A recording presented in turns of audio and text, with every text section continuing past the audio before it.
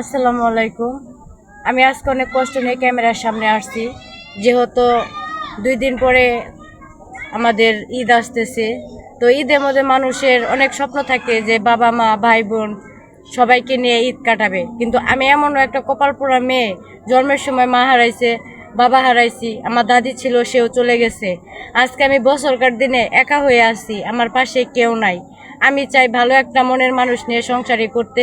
আমি একটা নামাজি পুরুষ চাই, যার কাছে আমি সারাটা জীবন সুখে থাকবো। আমি 5 ওয়াক্ত নামাজ কালাম পড়ি, রোজা করছি বা এখনো রোজা আছি। তো আমি চুল পরিমাণও মিথ্যা বলি নাই।